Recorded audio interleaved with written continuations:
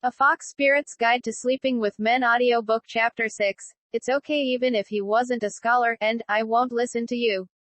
I won't listen to you. Little Fox Spirit ran up the mountain, barefooted, crying and shouting all the way, Master. A bad guy is coming after me. Although it had previously taken more than a month for him to leave the mountain, he seemed to have no trouble finding his way back now.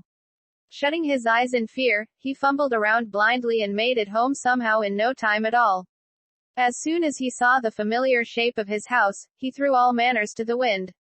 Without even bothering to knock, he pushed the door open and charged straight into Master's room.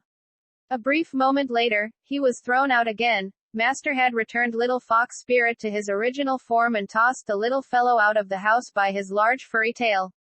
Didn't you leave to look for a man of your own, you little nuisance? What the fuck are you back for? The disheveled beauty that was Little Fox Spirit's master stood before the door with his arms akimbo, baring his pink chest and his manhood in broad daylight without feeling the slightest bit of shame. Balefully glaring at the small furball huddled in the vegetable garden, he spat out a single threat, you wait here outside. If you dare interrupt me again, I'll shave off all your fur. The intimidation worked. Little Fox Spirit curled up into a shivering mess and hid himself deep in the vegetable garden, shuddering in time to Master's every word.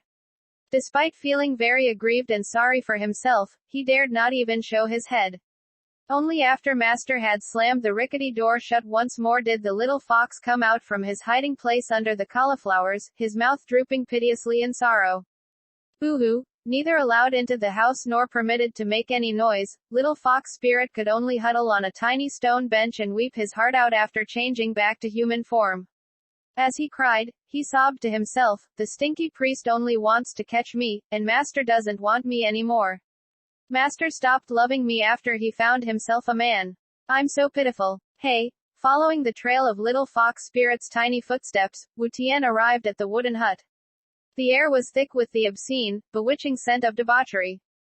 After taking a sniff to confirm that his older brother was indeed around, Wu Tian turned to the little sobbing mess on the other side of the fence.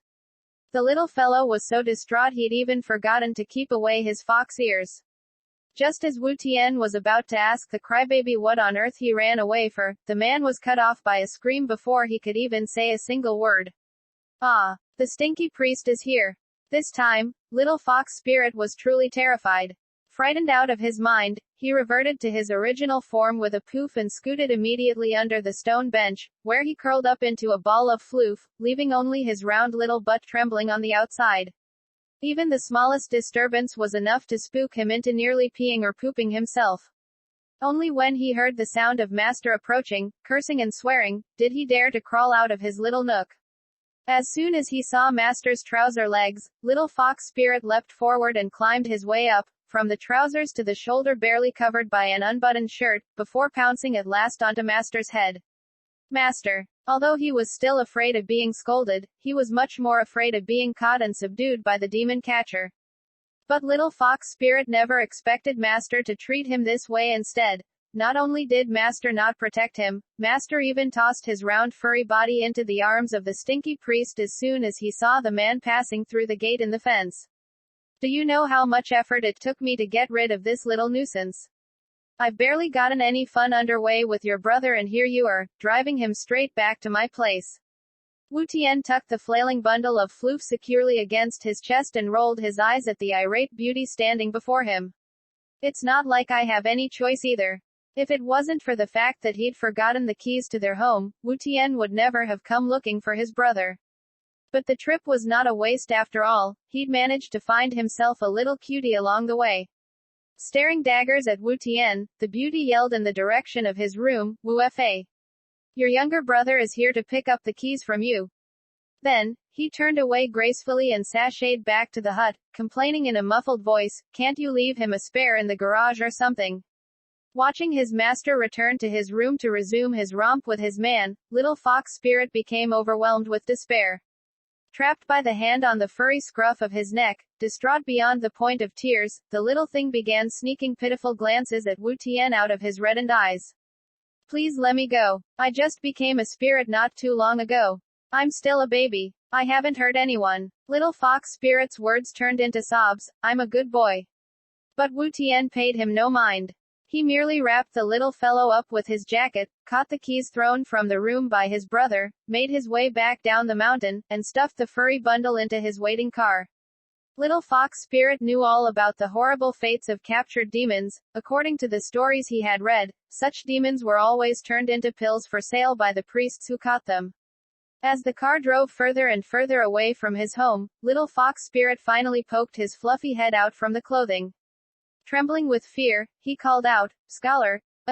Focusing his attention on the road, Wu Tian acknowledged the little fellow with a hum. "Are you going to turn me into a pill?" The question amused Wu Tian very much. This little fox was really quite a little fool, and there was no end to the silly things he said. Wu Tian replied, teasingly, "Well, I'm no alchemist myself, but I can sell you to others who specialize in making pills." As if feeling this was not scary enough, the man added, "Just so you know, little foxes who have newly become spirits fetch the highest price." Ah. As expected, the little fellow dove right back under the jacket with fright.